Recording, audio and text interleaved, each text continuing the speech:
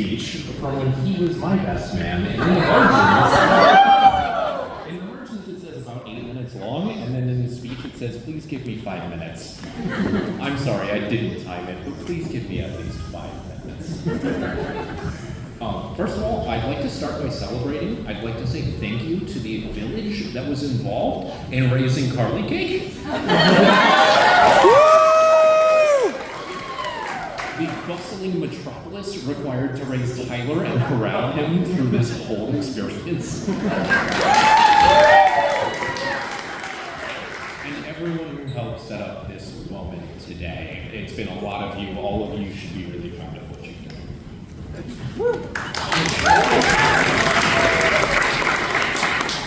So, this is to the lovely Carly and her beastly husband. In all seriousness, Tyler's functionally been my younger brother for about 32 years, right about? Oh yeah! He's my brother from another mother, and he and I have gotten sick of each other and closer and sick of each other and closer so many times I can't count. But that stopped happening about 5 years ago, and now we're done. We're brothers. We're never sick of each other. To explain a little bit about how I feel about Tyler, though, can I get a show of hands? Who has a younger brother in the crowd? I'd like to apologize on behalf of all of us. I'd especially like to apologize to Colleen for inflicting Tyler on you multiple days a week, and to Kayla and unfortunately Amanda, who couldn't be here, for dealing with Tyler the rest of his life. I'm so sorry. Anyway, bless your patience with our enthusiasm, with our occasional stupidity, fart jokes all day long, and everything in between. Dryers on the counter. We're coming to that. So, for all the younger brothers in the crowd, you probably know that we never get sick of a certain kind of joke. So here's one for you. What do you call it, Dinosaur Fart? It's a blast from the past. If you want to hear one, just wait for Fred. It'll happen. Tyler and I have shared so much that it's impossible to explain.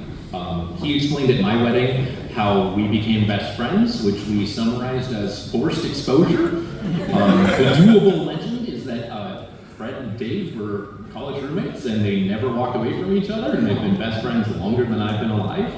And we're Generation 2, and that's just how it is. So we kids spent a lot of time together. Sorry, I have a lot of pages.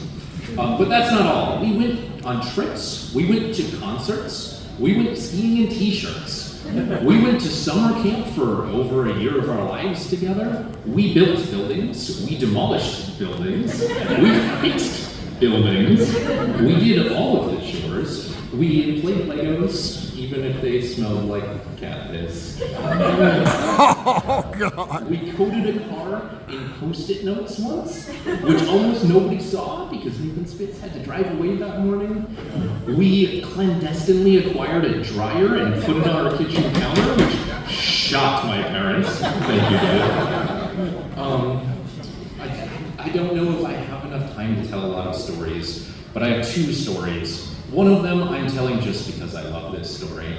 Once, I was trying to take Tyler to youth group. I introduced Tyler basically to the Unitarian Church. We would go to youth group. I'd pick him up, we'd go. Woo!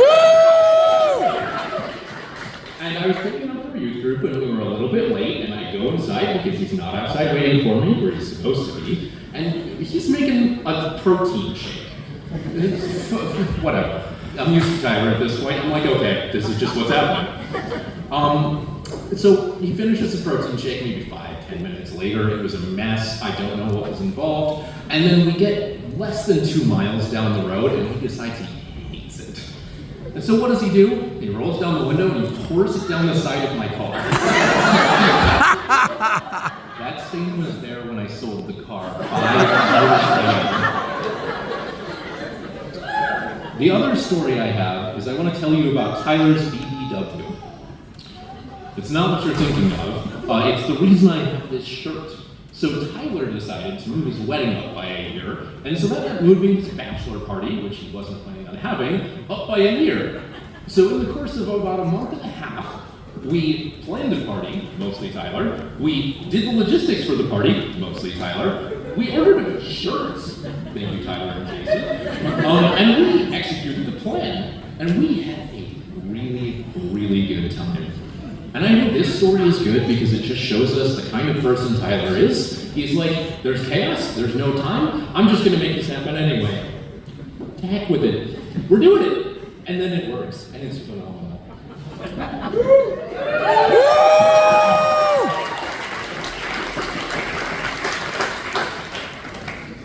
Now, speaking of some of his other things that he does, he's exuberant. He is so incredibly extroverted. He is more extroverted than any other human I tolerate. It's like watching a puppy taking drugs sometimes. Speaking a little bit about that, you should ask him about the time he danced in my kitchen alone for 20 minutes while his food cooled. I won't say anymore. But let's talk about what he brings to this marriage. He brings a sheer raw level of impulsivity and creativity that's hard to match in Lester Carly. He is especially good at doing this with music. He can make a guitar appear out of thin air and get a crowd singing in no time flat, and he will probably do it tonight.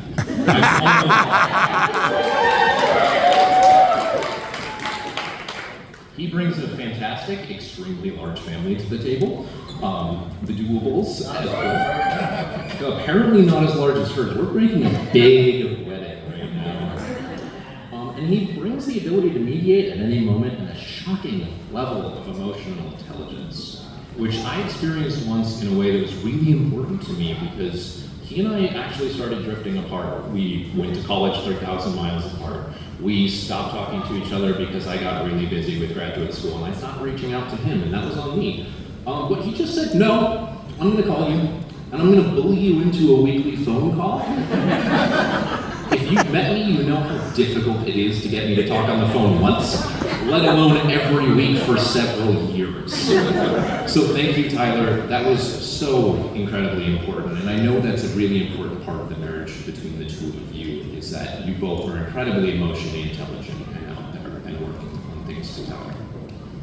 Of course, that weekly phone call is how I started hearing about some smoking hot redhead.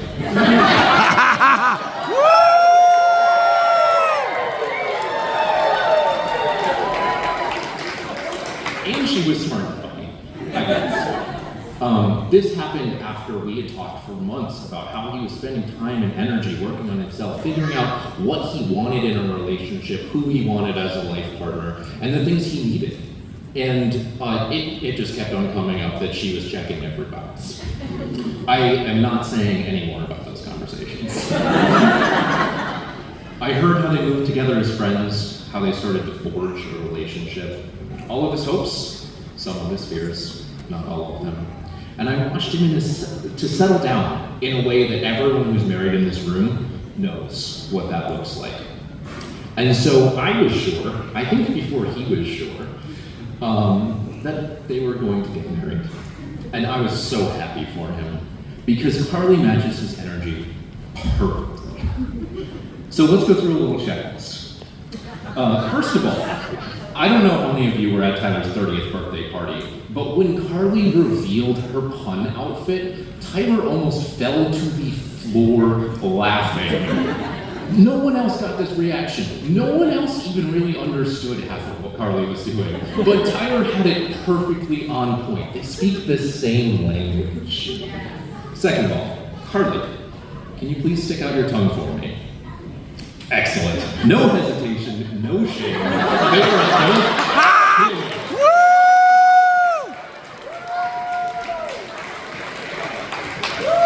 siblings. Kylan, can I get a weigh-in about whether Carly had any annoying sibling energy? Hell yes. I can't quite reach Kayla. Kayla, can I get a vote on whether Tyler had any annoying sibling energy? Only a tiny little bit. Tiny little bit.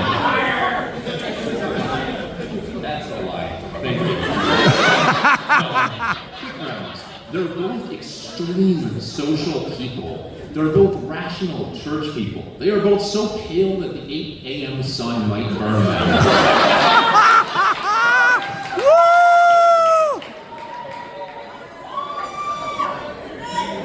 They are both great, honest communicators. They are both impulsive as hell, except for the times where they're occasionally slow as glaciers.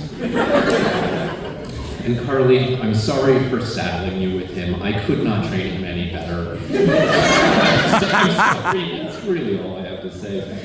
You're going to get gassed in the trenches many times. I apologize for that. And just remember that he's your problem now. These two are a fantastic couple, and we, all of us here, are here to celebrate them and their fantastic marriage that they're going to do and have in their life, loving each other. So please join me in a toast to the newly forged Smith-Dewey dynamic duo, the lovely couple, on average. May they prosper.